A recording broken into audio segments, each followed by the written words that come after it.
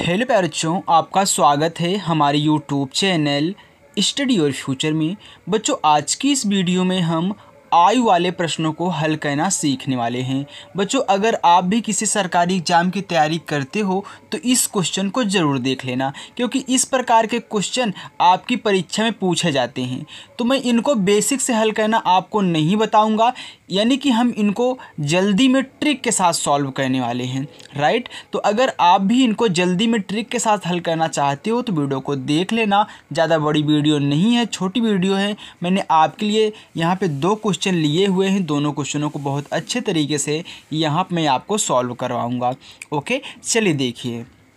तो आपका क्वेश्चन कह रहा है कि मीरा और कमला की आयु का अनुपात 3:5 है और उनकी आयु का योग 80 साल है, तो 10 साल बाद आयु का अनुपात क्या होगा। अब यहाँ पे ध्यान देना, बोल दिया है कि जो इन दोनों का आयु का अनुपात वह कितना है, 3:5 है और उनका योग क्या है, 80 है, यानी कि उनके आयु का योग 80 है। तो ध्यान देना, यहाँ पे 3 और क्या लिखा गया है, आपका 5 लिखा गया है। तो देखिए, पहले इनका अनुपात लिखिए। तो मैं मीरा को यम से दिखा रहा हूँ और कमला को के से दिखा रहा हूँ। तो इनका अनुपात क्या है, 3:5 है, तो 3:5 हो गया। लेकिन ध्यान देना, यहाँ पे देख आयु का योग कितना है, 80 है, यानी कि इनका योग कितना है, 80 है। तो 3 और 5 कितना हो गया, 8 हो गया ना। यहीं 8 बराबर आपका क्या है, 80 है। अगर 8 बराबर 80 है तो 1 बराबर क्या हो जाएगा, 1 बराबर आपका यहाँ पे 10 हो जाएगा ना। यानी कि अगर 8 रेशियो बराबर 80 है तो 1 रेशियो बराबर कितना हो गया, 10 हो गया। तो जब 1 रेशियो बराबर 10 तो ये कितना हो जाएंगी, 10 त्याई यहाँ पे गुणा कर लो, कितना 30 वर्ष की। ये कितने हो जाएंगे, 10 से गुणा करा दो, 5 × 10 यानी कितना हो जाएगा, 50। यानी कि ये क्या हैं, 30 वर्ष के हैं मीरा और कमला कितनी है, 50 वर्ष की हैं। अब पूछा है कि 10 साल बाद अनुपात क्या होगा।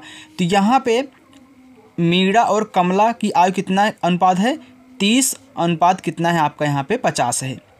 अब 10 साल बाद पूछा है ना, यानी कि 10 साल आगे जाना है। तो इसमें प्लस का 10 कर दो, इसमें प्लस का 10 कर दो, तो ये कितना हो जाएगा आपका 40 और यहाँ पे 60। अब इनका अनुपात निकाल लो, कैंसिल।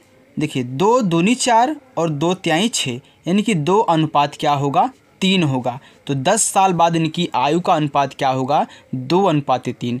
मैंने क्या किया, मैंने इन दोनों का पहले अनुपात ले लिया और दिया है कि इनकी आयु का योग क्या है, 80 है। तो यानी कि इन दोनों को जोड़ लो, तो 8 बराबर 80 हो गया, तो 1 बराबर 10 हो जाएगा, क्योंकि 8 के 8 8 10 में 80।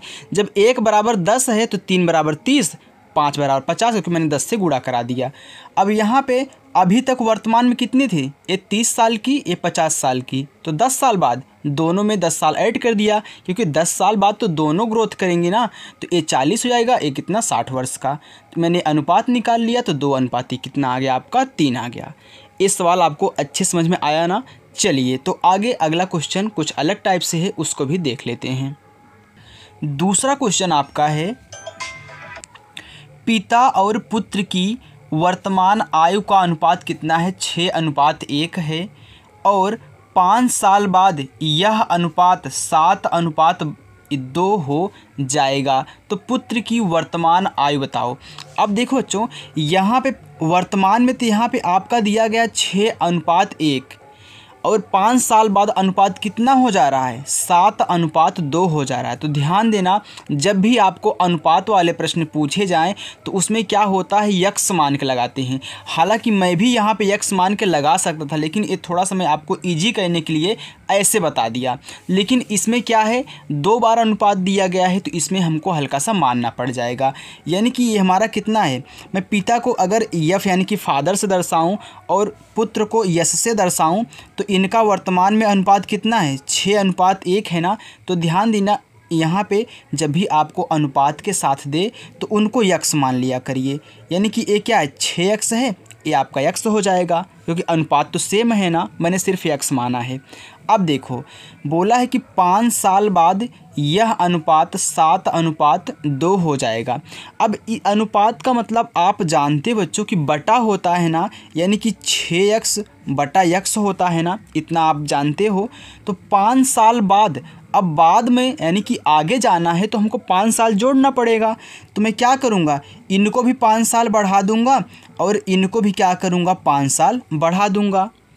अब अनुपात कितना हो जा रहा है, 7:2, यानी कि 7/2 हो जाएगा।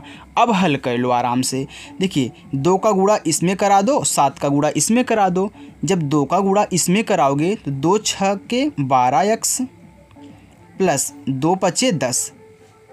देखिए 7 का x में तो 7x प्लस 7 का 5 में तो 7 5 35 हो गया। अब यहाँ से x का मान निकाल लो आराम से। तो ये इधर आके घट जाएगा ना, तो 12x माइनस का 7x बराबर 35, ये माइनस का 10 हो जाएगा।